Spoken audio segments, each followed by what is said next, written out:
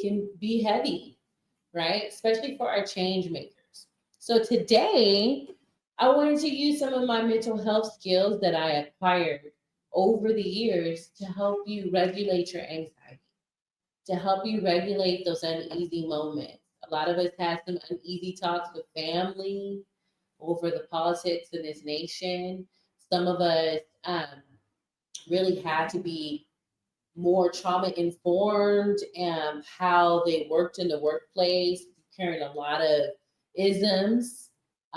It can be heavy work, heavy work. And so um, I dedicated to myself that I would take more time to well being, right? These are the things that are equitable to us in this moment to practice. And it's not all the time equitable or given to practice in our organizations. So as we're growing, as we're moving, as we're supporting one another, we're taking the time to feed the good things, the good essential things that we need. There were some things I had to pull back on because of the level of stress that can kind of occur on the job, right? And so you take your time with yourselves. I'm talking to all the change makers. I'm talking to the mommies. I'm talking to the daddies. I'm even talking to the kids in school. This is me being my therapeutic self here on the Pruned Tree Podcast because without growth, right? Without understanding of self, without self reflection, without understanding where you're at in your life, without acceptance, we can't grow. We simply can't grow. So, one of the things that I love to do, and we can always share. Sharing is caring in a good way, as long as you didn't take it from somebody else, right? And you try to give it to somebody unwillingly against their will. There's many different ways on why we give. Well, simply, Rebel Rae gives anything that I learned that helped me through my stress or helped me through understanding differences. I learned a support work. And you can do that for your community. We're talking about building community, right? In the most equitable, sustainable way and helping all of our qualitative services work together. And during this collective impact, it can be a lot of infighting that stresses you out. It can be a lot of things that you're worried about your position when you're a change maker. You gotta practice wellness. You gotta practice wellness when you're always showing up, and you gotta always take pause. And I'm talking to myself too. And so here on the Prune Tree, I really wanted to start off the year with saying thank you. We're going to go into another year here. This is going to be one of our last episodes of the season. We almost did 52 episodes, an entire weeks of seasons for the season. And it could be a lot of work to show up. And I have my thank yous. I want to shout out to Mayfair Management. I want to shout out to the RSS partnerships, the team, also our organizations that are working together, and all the people that give back into the People's Empowerment Center, into arts, into connecting with community, to build community. I thank you from the bottom of my heart. Um, and it was a very heavy lift, it seemed like. We saw some things that made you go, but it also held your heart down. So a lot of y'all are feeling a little misunderstood. You're feeling maybe disconnected. You might be feeling some depression around the holidays. That's how it is sometimes. Sometimes it's the pressure of getting all those gifts and toys for everybody when you know your pockets can't really handle it. So these are things that you want to keep striving for, yes, but be kind to yourself, right? When you cannot hold it all, be kind, and you will get there, right? You gotta do positivity within the community, within your job. So you gotta kind of check your emotions at times. If you're finding yourself high irritability, you're having thoughts of sadness, you can't get out of bed, you don't feel hope, right? You might be suffering with depression. So A lot of people are dealing with depression. Mental illness is really on the rise. Drug use is on the rise. As you know, with the coalition, we're really demonstrating how we're working with our partnerships and our partners in the capacity just to give opioid um, awareness, literature, fentanyl testing to help Narcan for people that anytime we see them falling out on the street or you know a friend um, and a lot of people, they don't see eye to eye with that no harm approach. That's what it's called. It's called a harm reduction approach. And a lot of times, nonprofits do this work. So if you've been doing that heavy lift, if you've been working in the shelters with our unsheltered families, I want to tell you it's okay to take a day of rest. It's okay to take care of your family and take care of yourself and really reflect on the goodness of all your well-being, how you've been pouring in to yourself, and be gentle with yourself. Um, I gained a lot of weight, and it wasn't weight that I wanted. Sometimes we stress eat, we pull. You're that single mother, you're the leader, you're this, you're that, you're this for your family. You want to be this for all the other future endeavors you have for yourself.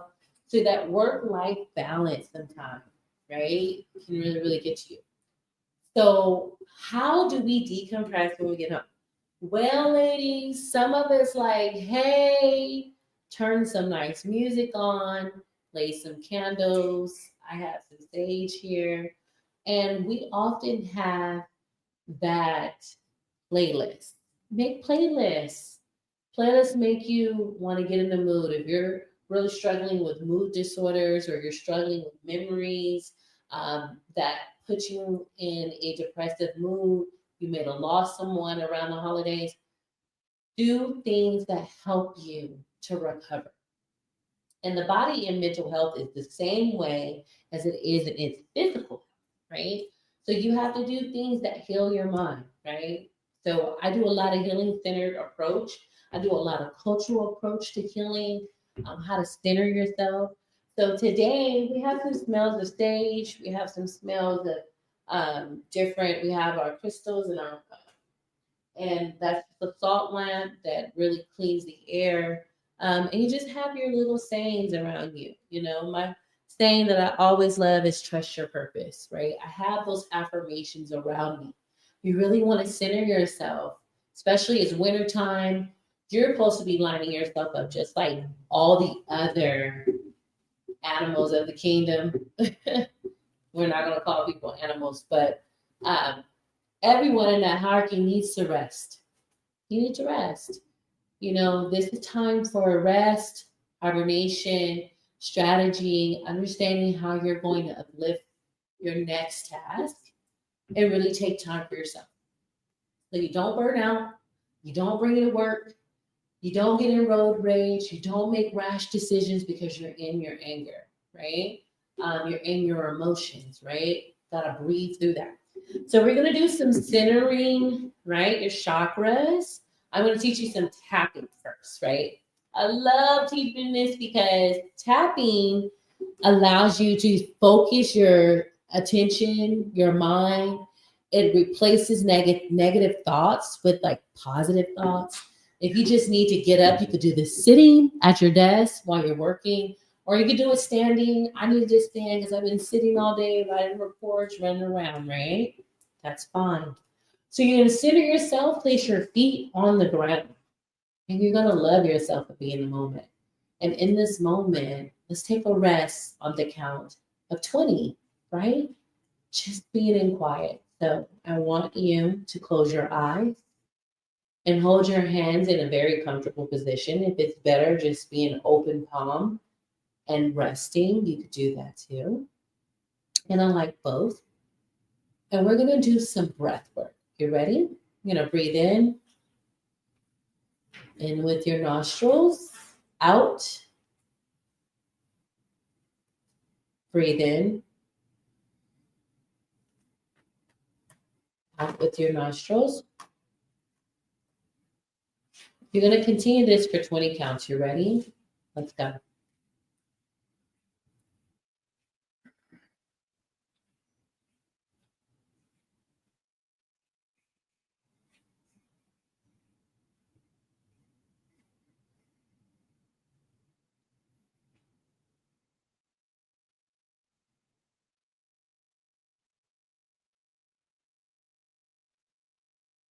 Taking that time centers you.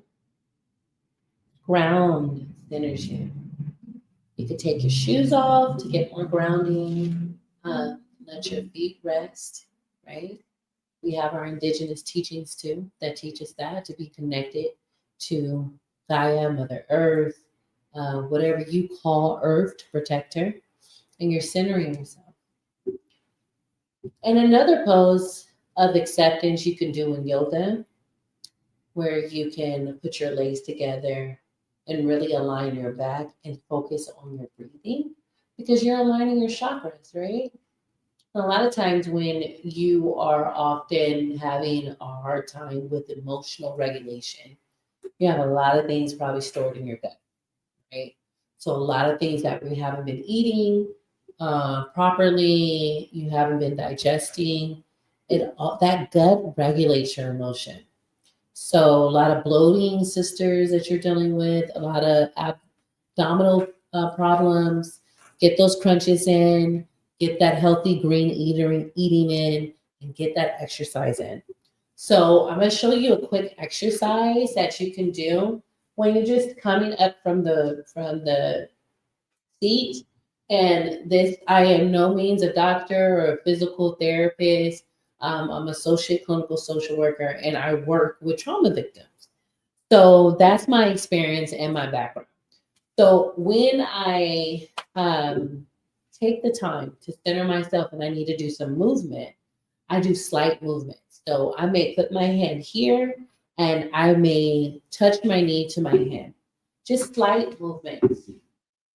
Get that circulation going. Get off that couch, right? Sometimes depression can sit in because you're just in one place. The great thing about this is standing Pilates. A lot of you don't know. Women, you can use your body weight and you can get that fupa in line just by doing this. And I do 3 sets of 25 on each leg. Get that blood sugar going.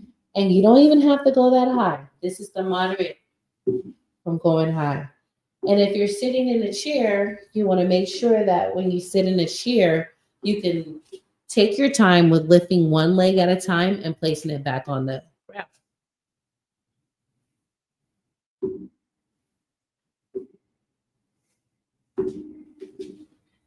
And you can continue that for that exercise, right? Especially when you're having mobility problems for some of our elders. We used to see a lot of our grandmamas do that. A lot of sisters in the front row of the seat because they have poor circulation. So they were getting that circulation going. And that's how you did those little chair exercises for your mobility. A lot of times too, we're storing a lot of energy that's not ours, right? So stretching is great to really feel where you're at in a moment, help gravitate and get your mind out of those racing thoughts and just move about and stretch some of that energy out. So we're going to stretch the abdominal muscle. It's really, really good to do when you're storing a lot of energy. If you're sitting at the desk for long periods of time because you have a paperwork desk and your gut can feel unhealthy, right? So taking that time just to feel your stomach and know you can pray as well. You can meditate, right? Align your chakras when you're feeling being very emotional. If there's like some stuck crying for you, emotional pain that you haven't been able to release, sometimes and a lot of times it's stored here. Acid reflux, stress, ulcers, a lot of different things. Your posture as well, right? It's so many things that are interconnected with your gut. And gut health is wealth, everybody. So we're going to be focusing on that. I'm going to be turning 40 next year. I'm so happy. But I'm going to be growing with you. You're going to be watching me growing. So I want to lose 40 pounds. And the way I want to do this, I want to also fundraise for a fun cause. And we've helped with a lot of organizations. And so we're going to be getting and running a campaign for every pound that you pledge that you pledge for every dollar, I lose a pound. So for every dollar that you pledge to the Pruned Tree Podcast, bringing on people, helping people speak their truth, having a place of safety for all of our community members to tell how they've grown, to share their stories. That's the Pruned Tree. You can make a donation at theprunedtree@gmail.com. That's the.prunedtree@gmail.com. And so you can write into us. If you would like to be a guest next year, please reach out. We want you there, right? We want you on here. We want your stories of encouragement, especially if you went through something that only a higher source could have got you there and helped you. A lot of times the higher source is within yourself, the resiliency of our stories. Our stories carry our DNA, our ancestors, right? And so storytelling is powerful to the movement. It's powerful to speaking healing too, and you being able to accept anything that you're going through, whether it be substance abuse, whether it be homelessness, whether it be anything you're faced with. When we tell our stories, we connect. We build empathy. Come on, y'all. We build empathy. So we're so excited. I hope Mayfair management got a chance to put some of the pictures and even the video that that I participated in as Mrs. Claus. And we give back to the community. I would say, oh my goodness, I would say 2 or 3 times a month on just different causes within the coalition. And so we really needed to uplift the cradle to career, and we needed to really show our schools, we're here, right? We see you. How do we give back to our community schools? But you also have to be equitable, right? And how do you give back? And how do you capture a connection? Well, guess what? It's going back to those basics. Connecting on the ground, connecting to the parents, using things that connect us like books and poetry and art and literature. And it's easy to do. You got to have a willing spirit to connect with our youth and our children. And so we use Santa Claus and how the Grinch stole Christmas. We had the Grinch come out, and shout out to that special person. You know who you are, who is the Grinch for RSSE this year. It's been awesome. It's been awesome. And we delighted 450 kids at the auditorium of Port City Academy Aspire. Shout out to them. Mrs. Claus came out, myself as Mrs. Claus, and we just kind of gave back. And it's those little things, the bright smiles, the hope in their eyes, the inspiration, right, that we live for. I think that's important to talk about, right? That's important to tell those stories because they're the next generation. They're the next leaders, right? So I'm gonna see, do we have that playback that we can show the viewers inside of that? Okay, so we'll play that for you and we'll be back in just a moment. Okay. Oh, okay. Moses, you need to wait a little bit. Okay. So, and we took pictures as well with the families. And so our next Christmas giveaways and connections we're going to be doing is the Christmas at Sierra Vista. We do that every year. Miss Georgia, shout out to you for always going out there. You and the residents of the resident council, as well as all of the community members, they've been really shaking it up out there and really trying to do their best with bridging gaps of isolation of what we're needing. And so RSSC will be supporting with sponsoring for one family of need that needed and could not purchase a Christmas gift this year for their children. And that's a reality, y'all. The way PG&E is, the way everything is set up, you know, a lot of our community members had a very hard time adjusting after COVID and inflation hit.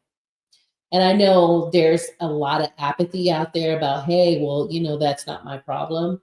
Well, it is a problem for the community because if we continue to have a bunch of have-nots or a bunch of, percentages that is not equitable, other things happen. People get weary.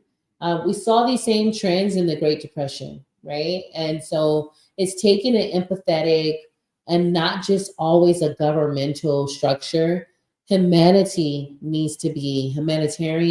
values need to be reenacted again, right? How we view our unsheltered communities. A lot of them were on aid. A lot of them were disabled. They were the elders. This is not just a thing where we keep talking about a bunch of drugs. We know for a fact, participating in the opioid coalition, that big pharmacy was responsible for the very large influx of opioids into the communities. They were told they were safe.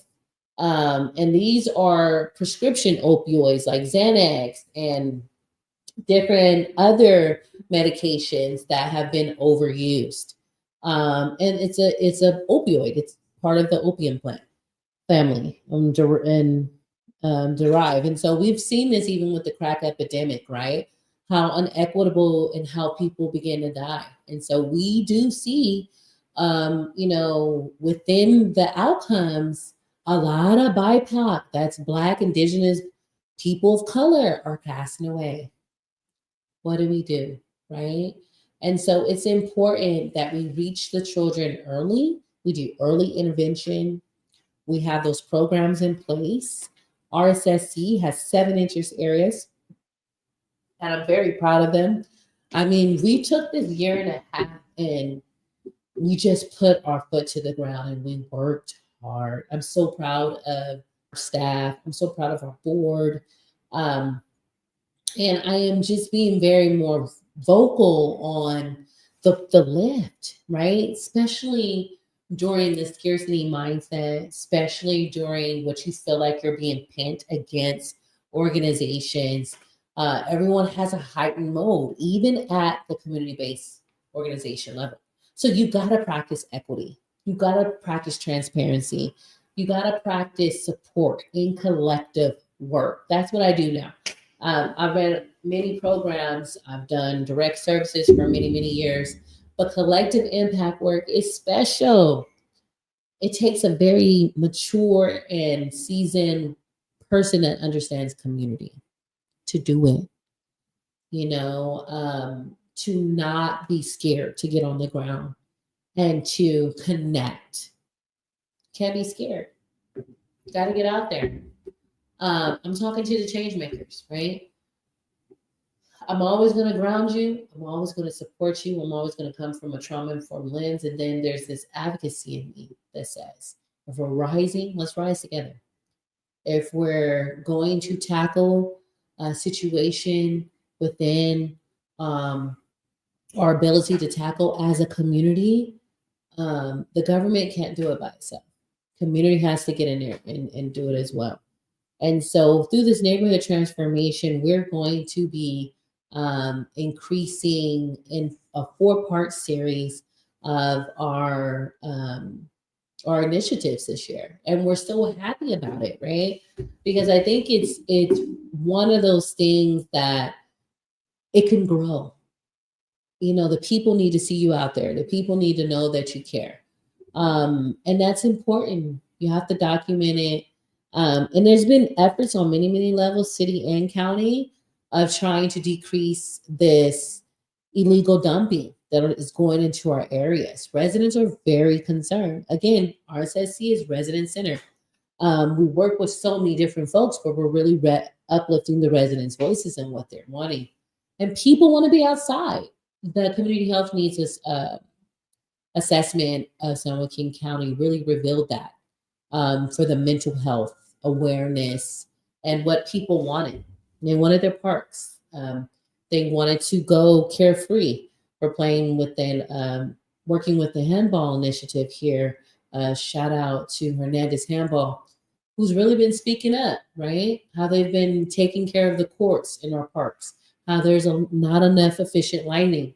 People are trying to cope, but they got to cope in equitable spaces. Did I say it? People are trying to cope, but they got to cope in equitable spaces. If you want us to heal ourselves, you want us to take accountability, our parks need to look the same. Very much equitable resources to parks that need lighting. They need replenishing of their concrete. They need upgrade ADA playgrounds. We need these things to help support community. We need culture in our parks, right? We got to do these things to be seen, to heal, and come together. It's a lot of division. People are not feeling seen and they feel like they're not being heard. So people go in their silos. So just really understanding how to cope, how to talk to people, check yourself when you need to. It's not about you. Uh-oh. It's not about you, right? How do you pray? How do you meditate? How do you regulate, right? Do we got that clip up? It's so cute, you guys. So wanted to share this little slideshow clip with you guys. Shout out to Aspire for City Academy. All right.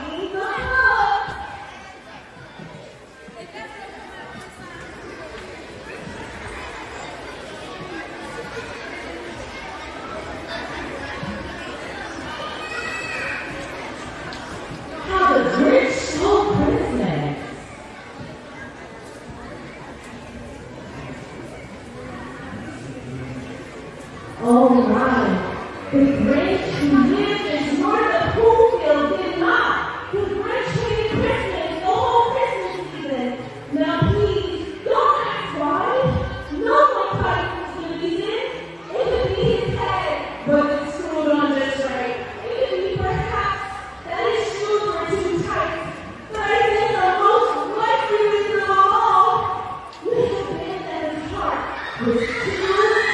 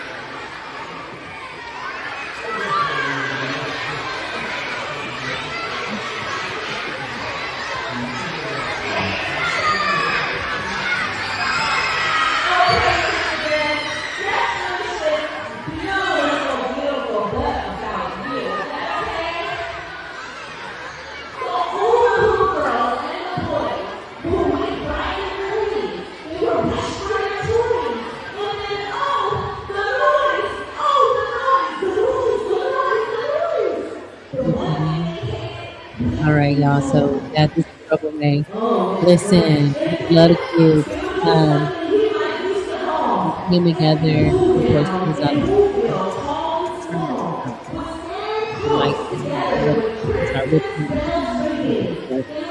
I wanted to narrate that we were so excited to get this campaign. We appreciated them. And shout out to Chalk Wild. They donated 100 Western wellness campaign. We were able to give that to the most vulnerable kids, K-12, I'm sorry, K-6 that was there that participated in this time. Really and to see like all the pieces, children, I see what we're going to do for them and about the year we're inspired about reading. So that was a great idea of story time with Grinch. And really those interactions, we had this in the 80s, right? We had Mona Montezuma on the South Side. We had Janie B. Reddish, shout out, that's my principal, would bring all type of things to those kids in that neighborhood because, their neighborhood might not have had the money in their community to take kids to the aquarium, to show them things. She showed us stuff about our African history. She showed us things about how we stay centered and empowered. So a lot of the way I interact with my community is really just about, I call them my masters, like the one that really mastered the art of supporting the community, being community leaders, and really attending to the people. Like those are people I call my masters. They mastered that, and they're retired now, have gone and been with the creator. But they did these interactive auditorium connecting, and I see Aspire doing this as town halls. I don't know what Unified School District has or any other Unified School District has, but it's bringing the imagination back to the kids. Here, we end the show because we're going to get that Christmas tree to our next place. I ran after the Grinch and he stole the Christmas tree. Turn it back up. Moses, you got to hear these kids when they're screaming. Let's turn the video back up.